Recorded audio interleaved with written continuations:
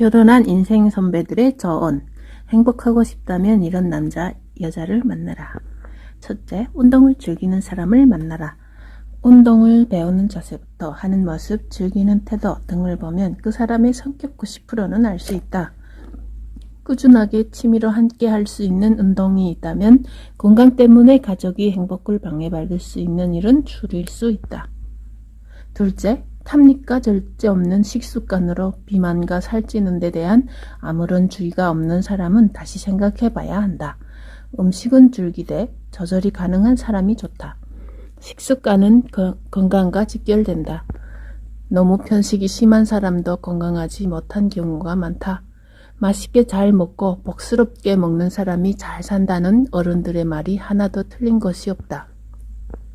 셋째, 감정이 풍부하고 표현을 할 줄 아는 사람을 만나야 한다. 행복할 때 행복하고 즐거울 때 즐겁고 슬플 때 슬프고 화가 날 때 화가 난다고 말할 수 있는 사람을 만나야 한다. 감정이 메마른 사람은 사랑을 받아도 끝없이 받기만을 원한다. 내가 아프면 정말 걱정하고 반가우면 반가운 티를 내고 상대가 아프면 가슴 아플 줄 아는 사람. 하지만 감정이 너무 한쪽으로 치우쳐 반대 성향을 드러내지 않는 사람은 감정에 모순이 많아 관계가 힘들 수 있다는 사실을 알아야 한다. 넷째, 본인 능력은 없으며 집에 돈이 많은 사람은 피한다. 삶의 가치와 보람, 희생과 배려, 헌신과 같은 의미를 몸소 다 모르고 생활하는 사람일 가능성이 높다. 자기가 시하기 좋아하고 명품을 밝히며 뭐든지 비싼 돈으로 노는 걸 좋아한다면 나를 얼마나 이해하고 존중할 수 있을지 다시 한번 생각해 봐야 한다. 다섯째, 유머 감각이 있는 남자를 만난다. 너무 진중하거나 과묵하면 서로가 답답해진다. 생활 속에 잔잔하게 웃음을 주는 사람을 만나야 한다. 그러나 나서기 좋아하며 남들을 선동하려는 사람은 뚝뚝이보다 못하다. 상황에 맞는 유머와 위트는 늘 함께 있어도 즐거움을 생산한다. 여섯째, 명석한 사람을 만나라. 대화를 나누다 보면 그 사람의 지식이나 지혜의 정도는 파악할 줄 알아야 한다. 이걸 못 느낀다면 자신도 공부를 해서 똑똑해져야 한다. 얼마나 많이 배우고 적게 배우고를 떠나서 똑똑하고 지혜로운 사람은 다양한 상황에서 늘 유연하고 대화가 편하다. 일곱째, 친구들과 술 먹는 거에 열광하는 사람은 절대 금물, 술은 마시긴 하되 자제할 줄 아는 사람을 만나야 한다. 그렇다고 특별한 날에도 마시지 말고 빼라는 건 아니다. 하지만 허구한 날 의미 없이 같은 멤버와 마시는 사람은 절대 만나지 마라. 여덟째, 분위기를 아는 사람을 만난다. 살다 보면 경제활동, 육아 등 여러모로 삶이 건조해지기 쉽다. 서로가 즐거워하고 좋아할 수 있는 분위기를 만들고 그 분위기에 녹아들 수 있는 감정이 있다면 결혼 생활은 힘들고 지치는 순간이 와도 언제든지 행복할 수 있다. 차에서 트는 노래라도 선곡해서 함께 듣고 그 분위기에 함께 즐길 줄 아는 사람이 더 행복해질 수 있다. 아홉째, 끊임없이 자기 개발을 하는 사람을 만나라. 이런 사람은 만나야 나도 발전한다. 발전이 없는 관계는 고인물한 공생과도 같다. 늘 새로운 것을 배우고 성장하는 관계는 늘 생동감이 넘쳐난다.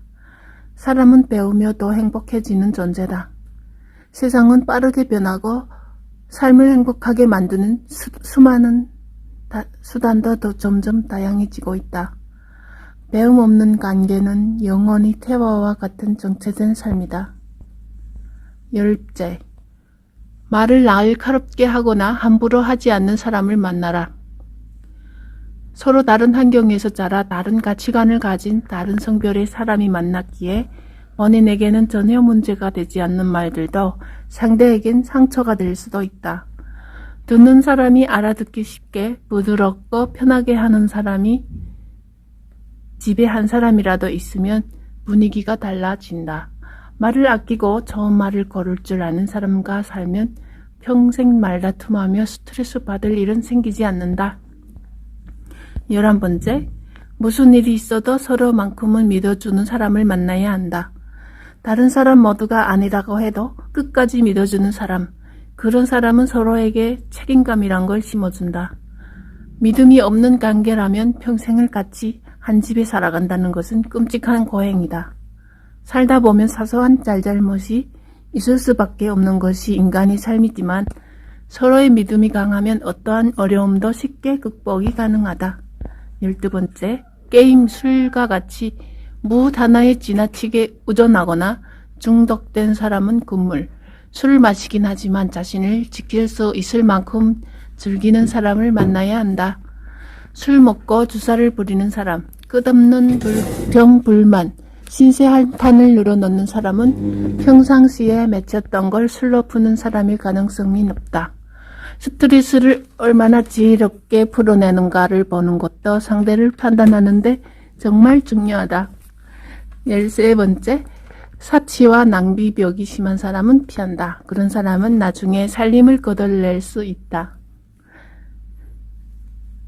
특히 사치품만 밝히는 사람은 대대로 집안을 망하게 한다. 없으면 없는 대로, 있으면 있는 대로 집으로 들어오는 수입을 지혜롭게 관리하고 미래를 준비하는 경제관념이 있는 사람은 절대 허투루 돈을 새나가게 하는 법이 없이 윤택하게 살 수 있다. 14번째, 센스 있는 사람을 만나라. 센스는 지혜를 때와 장소에 맞춰 정확하게 발휘해내는 카멜레온 같은 사람이다. 서로가 가려운 것을 긁어줄 수 있는 센스 있는 사람을 만나면 결혼생활 전반이 편하다. 센스 있는 사람이 그렇지 못한 사람에겐 오아시스와 같은 존재이다. 같이 살다 보면 지혜로운 눈치를 발휘해야 하는 순간이 정말 많이 생긴다. 센스 있는 행동과 말이 얼마나 큰 역할을 하는지 살아보면 안다. 15번째, 존중할 줄 아는 사람을 만나야 한다. 세상에서 가장 가까운 관계가 부부다. 가깝지만 한없이 편해질 수 있는 관계다. 더 경솔할 수 있는 가능성도 높은 관계다. 당연한 관계라 당연하게 행동하는 생활 영역의 경계가 허물어지면 그 관계가 오히려 피해가 된다. 편하게 생각할 수 있는 관계라도 사람이라 존중받아야 할 부부는 엄연히 존재하는 것임을 잊어서는 안 된다. 16번째, 자신이 하는 일을 사랑하는 사람을 만나라. 이를 사랑하지 않는 사람과는 항상 현실 문제에 대한 고민으로 미래 설계가 어려워진다. 일의 소득, 유무와 종류를 떠나 진정 자신의 일을 아끼고 즐기는 사람은 결코 힘들게 살지 않는다. 남녀노소 불문하고 언제든지 내가 즐기며 할 수 있는 일이 있다는 것은 서로에 대한 책임이고 성장이 가능하다는 것이다. 성장이 없이는 어떠한 소통도 원활하게 할 수 없는 것이 사람관계다. 특히 부부 사이 소통은 서로의 성장이 평행선을 이룰 때 가능하다. 17번째, 나의 존재 자체가 아니라 외적인 요소로 사람과 관계를 갈구하는 사람은 피한다. 그런 것보다는 서로의 모습 그 자체로 미래를 만들어가는 사람이야말로 진정 미래를 아름답게 갖고 갈 수 있는 사람이다. 돈 때문에 결혼했는데 돈이 없어지면 관계가 정말 힘들어진다. 그런 사람이 지금 가진 것에 세월이 흘러 없어지더라도 흔들림 없이 존중하고 이해할 수 있는 관계가 진짜 행복해질 수 있는 관계다.